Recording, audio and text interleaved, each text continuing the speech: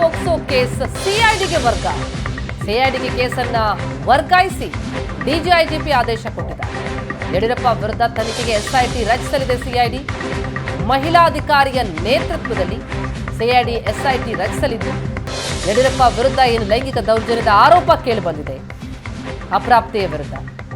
ಯಡಿಯೂರಪ್ಪ ವಿರುದ್ಧ ಪೊಲೀಸರಿಗೆ ದೂರು ಕೊಟ್ಟಿದ್ರು ಅಪ್ರಾಪ್ತೆಯ ತಾಯಿ. ಅಪ್ರಾಪ್ತ ಮಗಳ ಮೇಲೆ ಲೈಂಗಿಕ ದೌರ್ಜನ್ಯ ಆಗಿದೆ ಎನ್ನುವಂತಹ ದೂರನ್ನ ಆ ಮಹಿಳೆ ಕೊಟ್ಟಿದ್ದು. ಈ ಕೇಸನ್ನ ಈಗ ಸಿಐಡಿಗೆ ವರ್ಗಾಯಿಸಲಾಗಿರುವಂಥದ್ದು.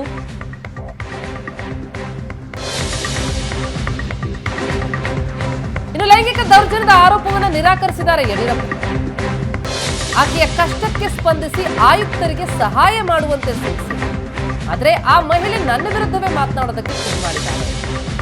ಆ ಮಹಿಳೆಯ ಆರೋಗ್ಯ ಸರಿಯಿಲ್ಲ ಅಂತ ಅನ್ನಿಸ್ತು. ಈಗ ನನ್ನ ವಿರುದ್ಧವೇ ಬೇರೆ ರೀತಿಯಲ್ಲಿ ದೂರು ಕೊಟ್ಟಿದ್ದಾರೆ. ಈಗ ಪೊಲೀಸರು ನನ್ನ ವಿರುದ್ಧ ಪ್ರಕರಣ ದಾಖಲಿಸಿದ್ದಾರೆ. ಉಪಕಾರ ಮಾಡಿದ್ರೆ ಅದರ ವಿರುದ್ಧವೇ ದೂರು ಕೊಟ್ಟಿದ್ದಾರೆ. ಇದನ್ನು ನಿರೀಕ್ಷಿಸಿರಲಿಲ್ಲ ಅಂತ PSY ಹೇಳಿದ್ದಾರೆ.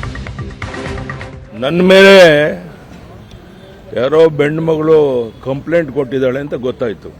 ಈಗ 1.5 ತಿಂಗಳಿಂದ ಇರ್ಬೋದು. ಒಬ್ಬ ತಾಯಿ ಮಗಳು ಅನೇಕ ಸಾರಿ ಇಲ್ಲಿ ಬಂದು ಹೋಗ್ತಾ ಇದ್ರು, ನಾವು ಹತ್ರ ಸೇರಿಸ್ತಾ ಇರಲಿಲ್ಲ. ನಾನು ಒಂದ್ಸರಿ ಬರಬೇಕಾದ್ರೆ ಅವ್ರು ಕಣ್ಣೀರು ಹಾಕ್ತಾ ಇದ್ರು ಅಂತ ಹೇಳಿಬಿಟ್ಟು ಒಳಗಡೆ ಕರ್ಕೊಂಡು ಕುಂಡಿಸ್ಕೊಂಡು ಕೇಳಿದೆ ಏನು ಸಮಸ್ಯೆ ಅಂತ. ತಾಯಿ ಮಗಳನ್ನಿಬ್ಬರು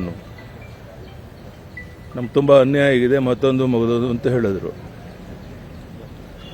ಆಮೇಲೆ ನಾನು ಪೊಲೀಸ್ ಕಮಿಷನರ್ಗೆ ಫೋನ್ ಮಾಡಿ ಇವ್ರಿಗೇನೋ ಅನ್ಯಾಯ ಆಗಿದೆ, ಸ್ವಲ್ಪ ನ್ಯಾಯ ಒದಗಿಸ್ಕೊಡಿ ಅಂತ ದಯಾನಂದ್ಗೆ ಫೋನ್ ಮಾಡಿ ಅವ್ರನ್ನ ಇಬ್ಬರನ್ನೂ ತಾಯಿ ಮಗಳನ್ನಲ್ಲಿ ಕಳಿಸ್ಕೊಟ್ಟೆ.